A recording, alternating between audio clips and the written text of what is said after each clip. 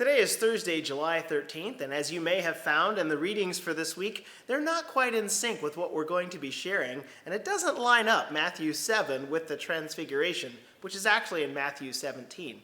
So note that the three references that you'll get for today and tomorrow and Saturday are just missing the one at the beginning, but I think there's an interesting opportunity for us here for exploration, and I'll say more about that in a moment. But for now, Matthew chapter 17, verses 1 through 8. After 6 days, Jesus took with him Peter, James, and John, the brother of James, and led them up a high mountain by themselves. There he was transfigured before them. His face shone like the sun, and his clothes became as white as the light. Just then there appeared before them Moses and Elijah, talking with Jesus. Peter said to Jesus, "Lord, it is good for us to be here. If you wish, I will put up 3 shelters, one for you, one for Moses, and one for Elijah."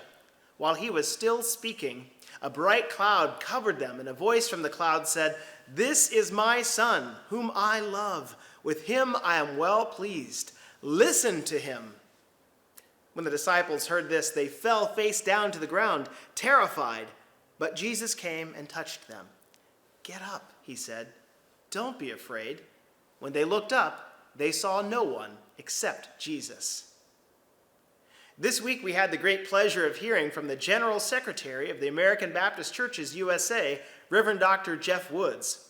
Dr. Woods brought us a message on liminal space, that space and place between where we've been and where we're going. Notice what Peter's reaction was to the liminal space that he found himself in on that mountain.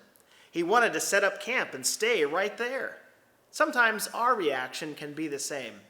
Whatever season we're in, we just want to set up camp on God's promises and God's goodness and faithfulness, not go anywhere else. I think that intention is good and worthwhile, but we can also run the risk of becoming inactive, falling into inaction. Moses and Elijah represent in this reading the law and the prophets, the vast breadth and depth of the Hebrew Bible that Jesus had used to teach and train his followers. Just when Peter was ready to put down stakes and set up tent, a bright light covered them, booming with God's love for Jesus. It's understandable that this little group of disciples had room for concern. Any hiker knows that you shouldn't be on top of the mountain when the clouds come rolling in around noontime.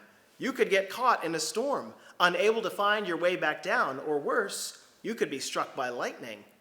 They heard the thunder rumbling, and the next thing they heard after God's voice was Jesus' voice, comforting them, encouraging them, telling them not to be afraid. They felt Jesus' hand instead of lightning strike. They saw only Jesus. I pray that we too can have eyes to see only Jesus, that we can feel the comfort of his touch and his healing today, and that we will listen to his voice and walk in his ways. Now, as I mentioned a moment ago, we also have an opportunity to hear from Matthew chapter 7, as that's what's printed in our daily devotion schedule. And if you did take a time to read Matthew 7, 1 through 8, you get bonus points. In that section, Jesus teaches his listeners about the importance of withholding judgment, and that when we are in need, the first thing we can do is ask, knock, seek. Both of these require a posture of humility on our part. So Matthew chapter 7, verses 1 through 8, is another additional lesson that we can ponder today. I pray that your eyes will be opened as you listen to the words of this hymn.